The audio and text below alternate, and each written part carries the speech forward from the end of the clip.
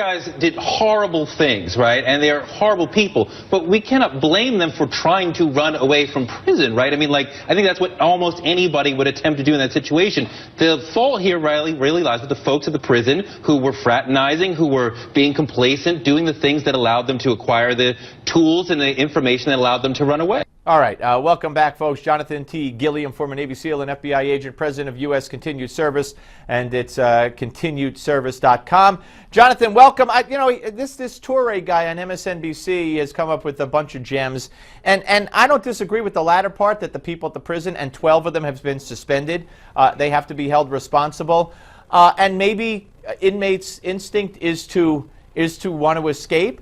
But I'm sure inmates' instinct is to want to riot in many cases, kill other people, maybe rape other people, maybe kill prison guards. So to go on TV and say, you can't blame them for what they did, for trying to get out, would he condone or say the same thing about a prison riot or, like I said, murdering of a guard? I don't know where these people come up with this stuff. First off, this is prison, right? They're supposed to be locked away. These guys, particular guys, for life for murdering people. They should have no rights.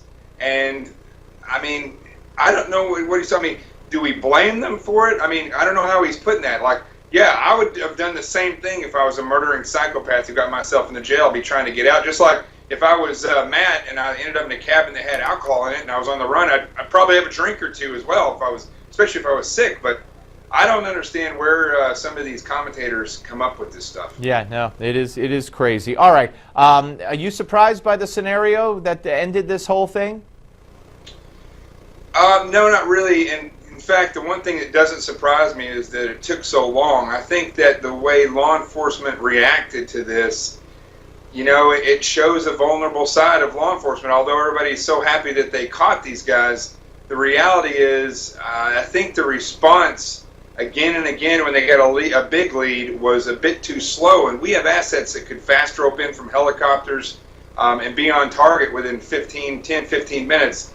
Instead, they were trucking everybody in, and I think that was a big problem that we were having, was just the time and efficiency in which they responded to these credible leads. All right, Johnathan, as far as the 4th of July threat, we had Congressman Peter King on earlier, and I pressed him.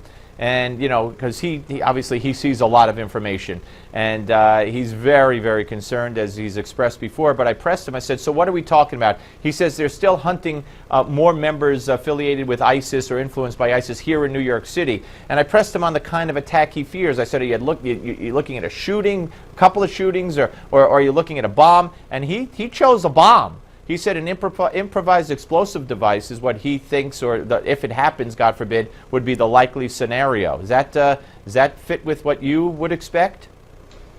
Well, as the thing that separates or differentiates me from Peter King is that I, as a SEAL, was an attacker. So I look at what the biggest critical area is, what the critical time is for that area, and how I can approach it, and what the best way is to get the bang for my buck.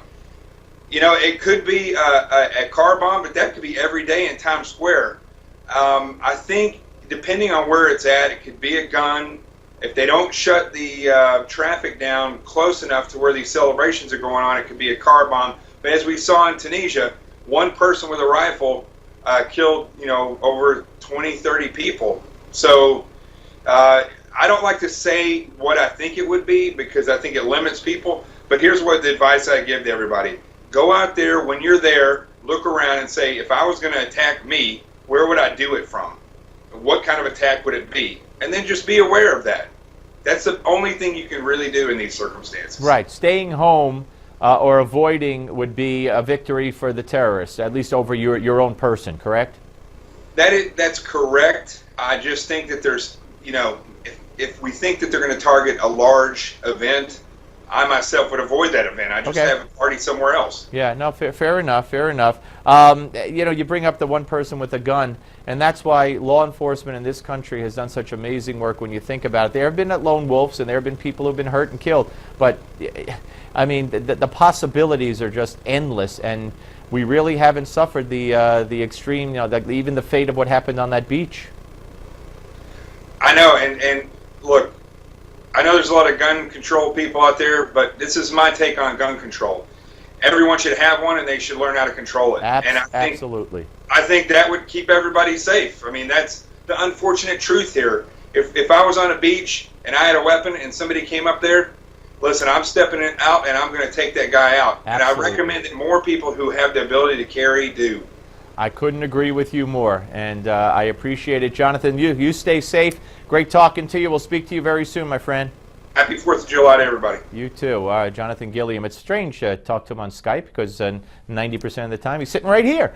But anyway, hey, Give Me 5 is next, ladies and gentlemen. I'd advise you not to miss it on the Steve Malzberg Show.